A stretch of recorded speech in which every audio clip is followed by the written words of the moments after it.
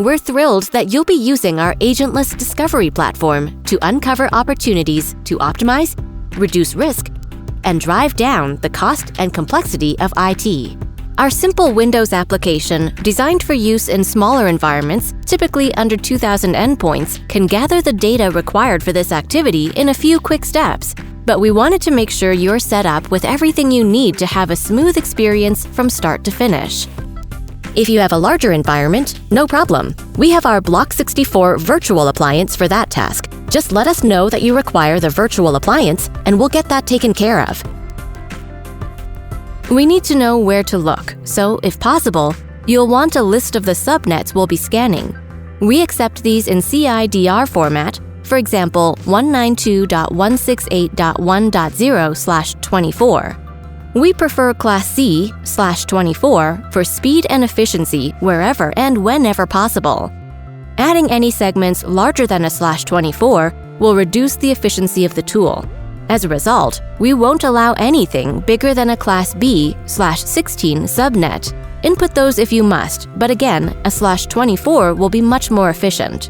We'll want to communicate with a list of Active Directory domain controllers and/or vCenter servers to understand the nature of the environment and how it's structured. This will also greatly speed up device detection. So please do input at least one domain controller, or if you are supporting multiple domains, or don't have cross-controller replication, all of them.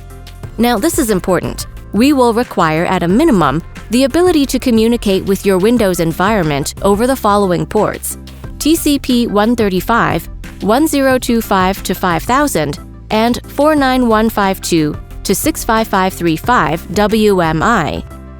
TCP 445, SMB remote procedure calls. TCP 1025, alternate NetBIOS, TCP 139 NetBIOS, UDP 137 NetBIOS, TCP 389 LDAP. All our tool needs to work is a set of service accounts with the access we need.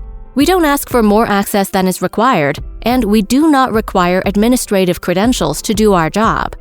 Windows Credentials, a service account that has all of the following 3 levels of access, will accomplish inventory: access to $SMB, the ability to run NetRPC remote registry, remote read-only WMI, which we need in particular to gather performance data for workload optimization and migration planning.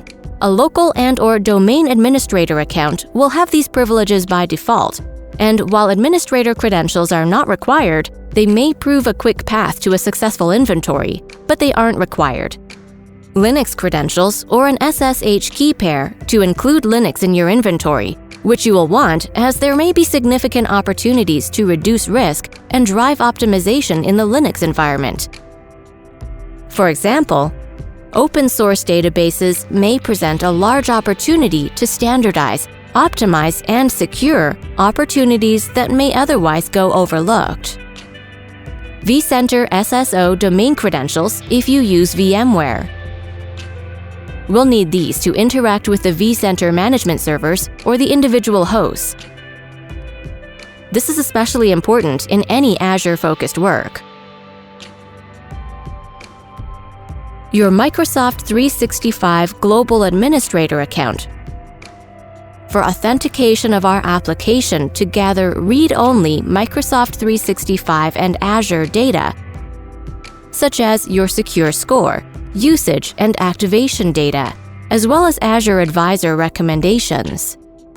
Lastly, the application will communicate with our analytics platform over TCP port 443 HTTPS to get your analytics team the data needed to produce your final report. Almost all machines will have this access, but we just want to make sure you're aware of the requirement and that you shouldn't install this on a machine with no internet access, or we won't be able to actually produce your report. Thank you.